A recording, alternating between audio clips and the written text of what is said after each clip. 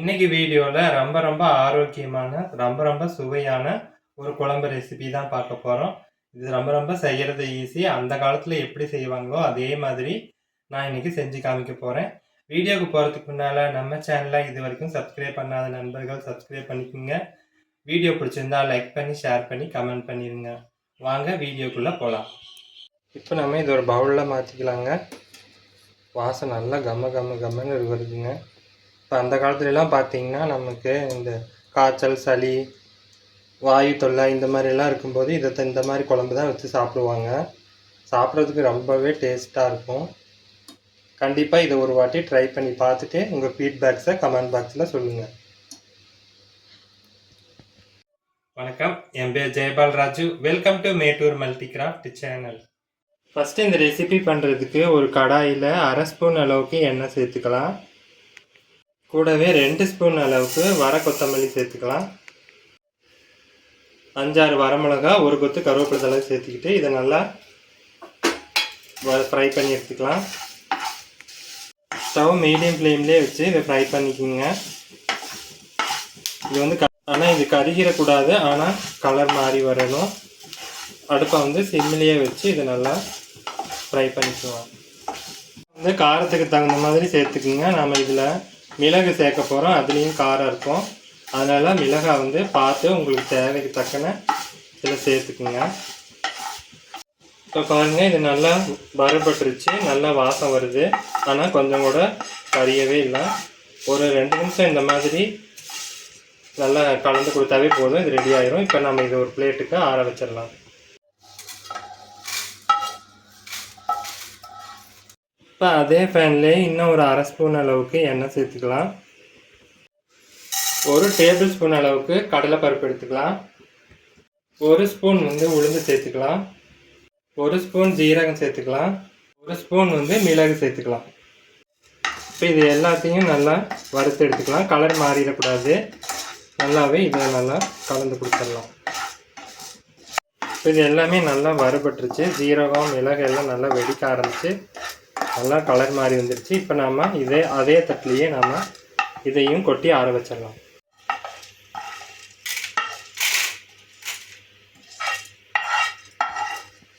இப்போ நம்ம வறுத்த பொருட்கள்லாம் இது முழுமையாக ஆறட்டும். அதுக்குள்ளே நம்ம குழம்பு செய்ய ஸ்டார்ட் பண்ணிடலாம். இப்போ ஒரு கடாய் ஒன்று வச்சுருக்கிறேன். இதில் 4 ஸ்பூன் அளவுக்கு நம்ம நல்லெண்ணெய் சேர்த்துக்கலாம். இந்த ரெசிபிக்கு கொஞ்சம் அந்த எண்ணெய் தாராளமாக தான் தேவைப்படும். நான் வறுக்கிறதுக்கு எல்லாத்துக்குமே நல்லெண்ணெய் தான் யூஸ் பண்ணேன். நான் 4 ஸ்பூன் அளவுக்கு எண்ணெய் சேர்த்துக்கிறேன். இப்போ எண்ணெய் நல்லா சூடாயிடுச்சு. 1 ஸ்பூன் அளவுக்கு கடுகு சேர்த்துக்கலாம். 4 ஸ்பூன் வெந்தயம் சேர்த்துக்கலாம். வெந்தயம் இப்போ இது கூட நான் சின்ன வெங்காயம் சேர்க்குறேன். 40 சின்ன வெங்காயம். சின்ன வெங்காயத்துலேயே ரொம்ப சின்ன சைஸாக பார்த்து சேர்த்துக்குங்க. இதே மாதிரி 40 பல் பூண்டு. சின்ன வெங்காயமும் பூண்டும் சம அளவில் எடுத்துக்கோங்க.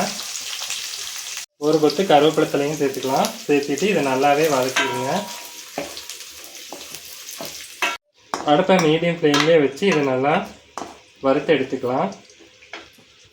கூட 1/4 ஸ்பூன் அளவுக்கு பெருங்காயத்தூள் சேர்க்குறேன். சேர்த்துட்டு இதை நல்லா வதக்கி விட்டுடலாம். இப்போ பார்த்தீங்கன்னா நாம் சேர்த்த வெங்காயம், வெள்ளை பூண்டெல்லாம் லைட்டாக கலர் சேஞ்ச் ஆகி வருது. இந்த சமயத்தில் நான் ஒரு தக்காளியை ரஃப்பாக கட் பண்ணி வச்சுருக்கேன், அதை சேர்த்துக்கலாம். இப்போ கொஞ்சமாக நம்ம மஞ்சத்தூள் சேர்த்துக்கலாம். கொஞ்சமாக கல் உப்பு சேர்த்துட்டு இதை நல்லா வதக்கிடலாம். உப்பு போடுறதுனால நமக்கு சீக்கிரமாக இதெல்லாம் சாஃப்டாக வதங்கி வரும். குயிக்காகவும் நமக்கு வேலை முடியும்.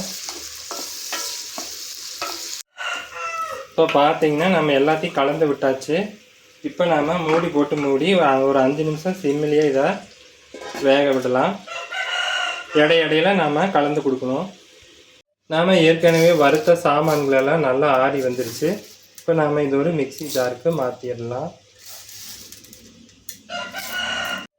இப்போ நம்ம இதை பல்ஸ் மோடில் பவுடர் பண்ணிவிட்டு அப்புறம் நம்ம தண்ணி சேர்த்து நல்லா ஸ்மூத் பேஸ்ட்டாக அரைச்சி எடுத்துகிட்டு வந்துடலாம். இப்போ பாருங்கள், நல்லா பல்ஸ் மோடில் நல்லா பவுடர் பண்ணிவிட்டேன். இனிமேல் நம்ம இதுக்கு தேவையான அளவு தண்ணி சேர்த்து ஸ்மூத் பேஸ்ட்டாக அரைச்சி எடுத்துகிட்டு வந்துடலாம். இப்போ 5 நிமிஷம் ஆயிடுச்சு. இடையில நான் 2 வாட்டி கலந்து விட்டேன். பார்த்திங்கன்னா நமக்கு தக்காளி, வெங்காயம், வெள்ளை பூண்டு எல்லாமே நல்லா வெந்து சாஃப்டாக இருக்கு.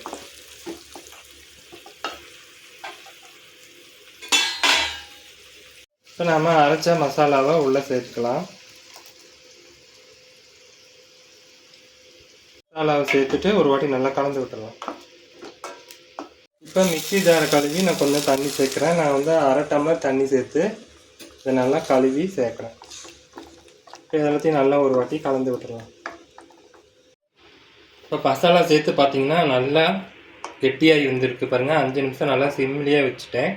இப்போ பார்த்திங்கன்னா நல்லா ரெடி ஆகிடுச்சு. எல்லாமே பச்சை வாசனை போய் சூப்பராக இருக்குது. இந்த சமயத்தில் நாம் புளித்தண்ணி சேர்க்கணும்.